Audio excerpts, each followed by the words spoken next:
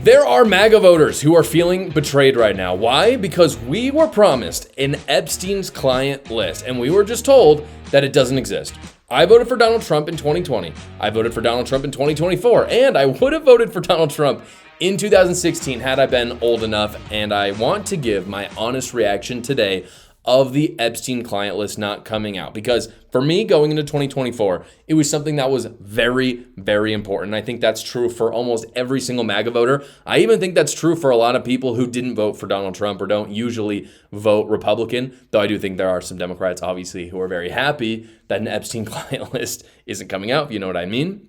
I'm going to talk a little bit about how people at large feel about this, because there's actually some data that came out about how everyday Americans feel about the Epstein client list not coming out and how Donald Trump's approval rating has changed. Right now, though, my honest reaction is confusion.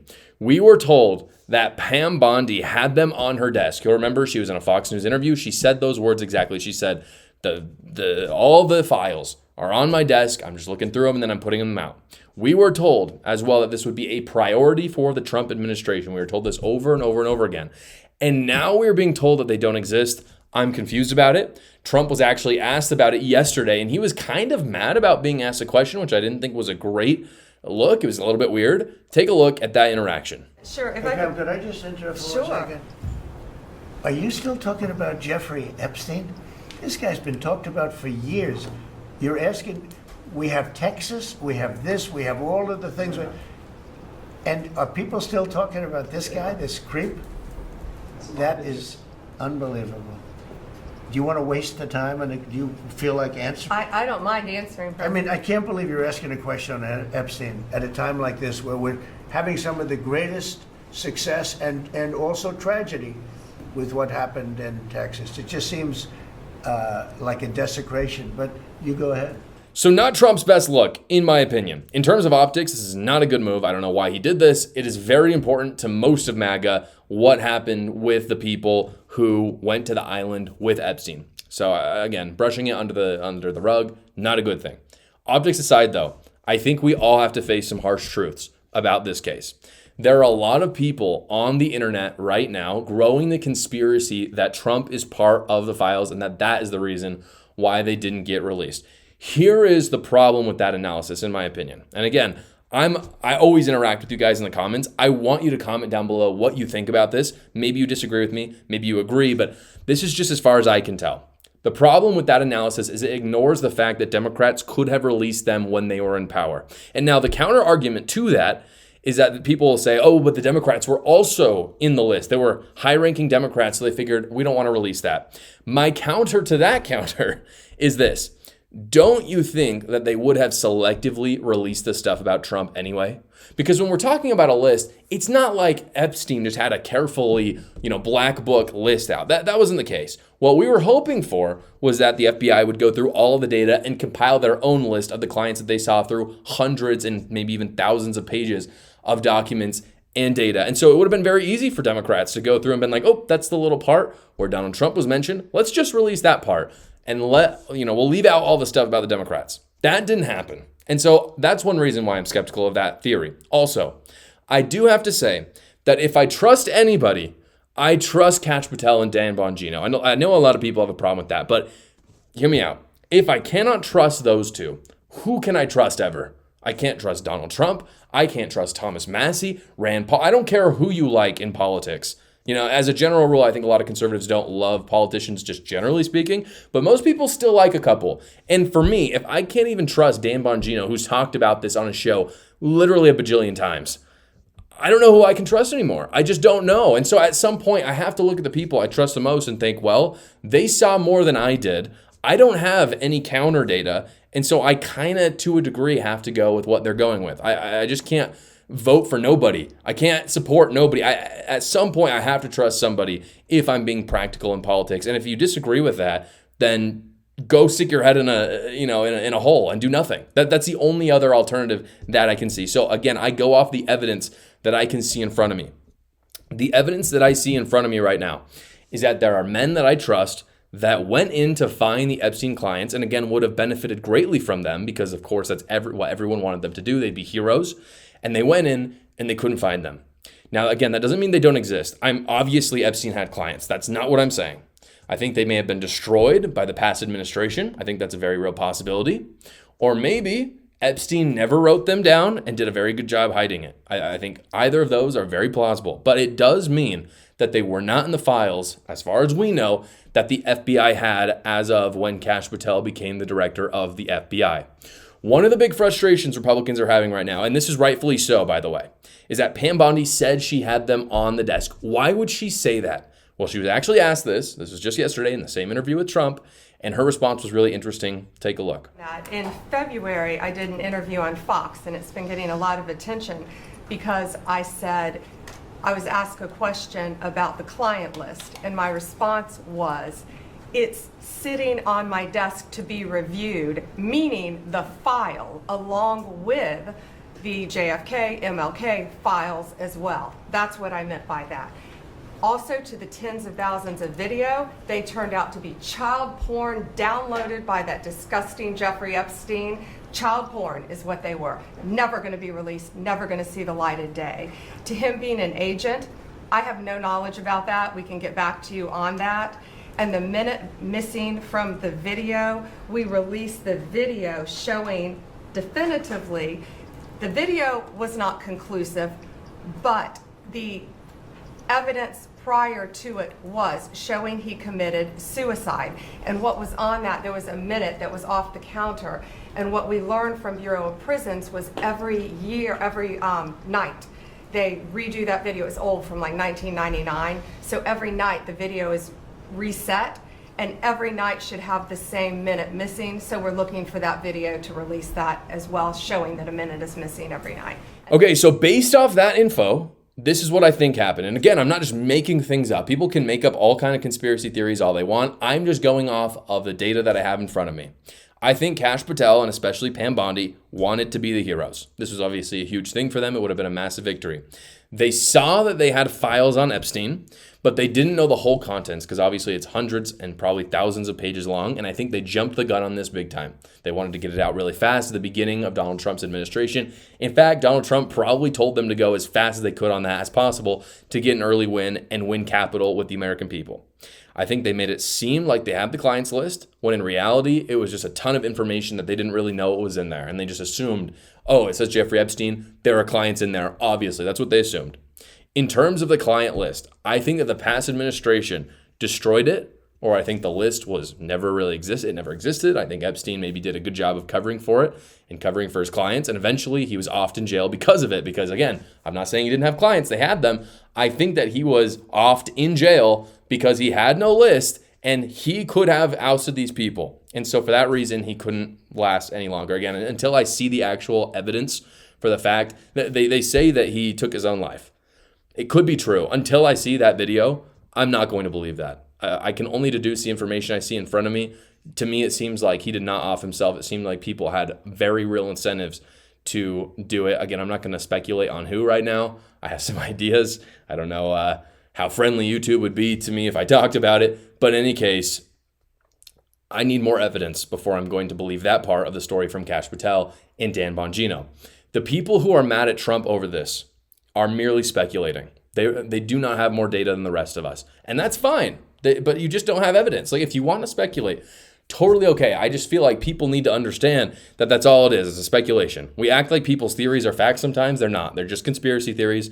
Once I see the facts, then I'm totally all in to change my opinion. I've got no problem with that. Elon Musk as well. He's coming out and saying that Trump is on the Epstein list. He said Steve Bannon was as well. I'm no fan of Steve Bannon, so this is not me trying to cover for him.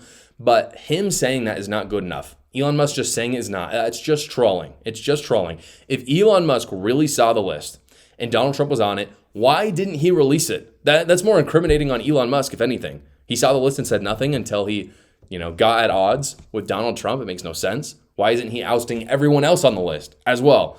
It's because, the reason why is because he didn't see the list. He's just feeding the conspiracy theories, trying to troll like he always does. And I think that's actually really damaging, not just to the Republican Party, but to Americans at whole and our trust in our institutions. In terms of what the public thinks, we just got a new poll on Trump's approval rating. This is after all of this went down. This is actually by state. And I think state matters a lot because, again, we go through approval ratings nationally, but that's not how we decide elections. And so by state is more interesting because you get to see what's happening in the swing states. And honestly, guys, it doesn't look bad for Trump at all. I don't think people are really having a problem with what happened. You can see it right here. This is from the Morning Consult. At the very top, you have swing states. And he's +6, +6, +6 in North Carolina, Georgia, Nevada, and +1 in Arizona and Pennsylvania. The only swing states he's underwater in is Michigan and Wisconsin. And you'll notice, if this is how an election shaked out, he would win. He doesn't need Michigan and Wisconsin if he has the other ones. The other ones below this are just red states, because not only are we looking at, how are the purple states doing, we want to look at how are Donald Trump's base doing. And if you look, this is just some of them. Wyoming's at 44 plus. That means 44% more people approve of him than disapprove. You have West Virginia at 33, North Dakota at 27, Idaho at 26. I've looked at these states in the past. They look about the same for Trump as they always had. So if the election, again, were held today, Trump would win. I don't think this is going to be a long-running issue for him, for J.D. Vance if he runs in 2028, for Republicans at large. The data just doesn't back that up right now. I think the real problem is having an administration with Dan Bongino, mostly Kash Patel and Pam Bondi, who let people's hopes get up before even seeing the facts. They needed to chill out, look at the facts, actually tell Americans what is happening. If Donald Trump wants to avoid the scandals like this, he needs to temper people's expectations and get his cabinet to do the same thing. Growing your business is amazing, but it's very, very difficult. Accountants, sales guys, marketing specialists, they're all essential for scaling your business, but it can be incredibly expensive, and the quality of the talent that you're looking for can be lacking. And that's why I partnered with Leverage Assistant. Leverage Assistant connects American businesses like yours with those accountants, data analysts, marketing specialists, sales assistants, you name it, working in the exact same time zones as your business for a fraction of the cost. The average company right now is saving over $20,000 in labor costs with Leverage Assistant. Leverage Assistant isn't a recruiter. It's not a marketplace. It is a high-touch resourcing solution. Every assistant is vetted through 12 hours of interviews, skill tests, reference checks, and behavioral assessments to ensure that they're the right cultural and operational fit for your business. Right now, they're being incredibly generous with just my viewers. They are giving all the businesses with me just 1 month completely free. You don't have to pay at all. You get 1 month to see how great the talent is for yourself. Go check it out right now. In order to get that great deal, go to the link in the description below. We have new data for how Trump's tariffs are doing as we wait for some of these tariff deals that are going to be coming out in the coming weeks. And this is according to Leading Report. These numbers are staggering. What you're seeing right now is according to Secretary Scott Bessent. He announced a significant increase in tariff revenue, $100 billion collected so far this year. They project that it'll be $300 billion by the end of 2025, and that is $2.8 trillion over the next 10 years. So this is bringing in a ton of money right now. It's revenue that the government didn't have before. In fact, I think that this revenue should have been weighed when we were talking about the big beautiful bill and that big debate. I think this should have been weighed against the debt the big beautiful bill would have increased. Because if you look at it and you take the two, they almost cancel each other out completely. And I think that should not have been ignored. People weren't talking about it. People who are sponsoring the big beautiful bill and Donald Trump himself didn't talk about that. They should have. Now, right now, the tariffs that are in place, there's not a ton in place. Most of them are going to be implemented either today or August 1st. The main ones are cars are at 25% tariff. Steel is at a 25% tariff, and then there is a blanket 30% tariff on China right now. All the other tariffs, like I said, are either going to go into effect today because they were postponed or August 1st. So for all the people out there saying that they are not feeling the tariffs yet, that's because it hasn't hardly really begun. If you've bought a car, the goods that the tariffs already have, for instance, if you bought a car, it is more expensive. Right now, 4 to 8% increase in price because of the tariffs. And right there kind of in lies the problem that we're dealing with. If you haven't bought a car or you're not, a business looking to buy in China, you're probably not feeling tariffs right now because they haven't gone into effect. But once they will, you have to understand that $100 billion collected came from one place, and it came from one place only. And I've talked about this a bajillion times on my show. It came from the American consumer. That's just a fact. It didn't come from China. It didn't come from businesses. It got passed along to the consumer. That's how economics works. A business isn't just going to pay a tax. Businesses never pay taxes. It always goes down to the consumer. So people have to understand that. It's a huge tax on them. Now, again, if that's how we want to do taxes, I'm all for that. I don't have a problem with that. The problem is let's first get rid of the property taxes and the income taxes. then we can add the tariffs. And my problem is that we just passed the big, beautiful bill. And it kind of betrays these tariffs. It kind of betrays everything the big, beautiful bill is about. The big, beautiful bill was all about lowering taxes. That's what had to happen. At the end of the day, that was the central part of the legislation, is that it was going to renew what Trump did in 2017. And the tariffs basically just offset that completely. And I think the American people deserve to know that. I'm a big fan of Trump. Obviously, I'm a Trump supporter. If you've been watching the show, I'm very conservative on that front. But these tariffs cannot exist simultaneously with the other taxes, because it hires taxes for everybody, not just rich people or poor people, literally everybody, way more. I mean, it is a huge tax in terms of inflation on the goods that you're going to try to buy. So if you hate income and property taxes, just know there's another tax on. Everybody should fight to get this off as much as possible, unless they love being taxed an extra 20, 30%, like for your cars, where you're paying 8% more for the same car that you paid 6 months ago for. The progressive left is a cult. They act like a cult. They do crazy things like a cult. And I talk all about it in my book, A New Cult. Go check it out right now. It's only $9.99 on Amazon. I talk about some crazy stories that I know you'll enjoy seeing. The link is in the description below. Thank you so much for watching this video, everybody. Please like the video and subscribe to my channel so other great patriots like yourselves will see it. And you can tune in every single weekday at 6 p.m. Eastern for the live show, or you can check out another video right here.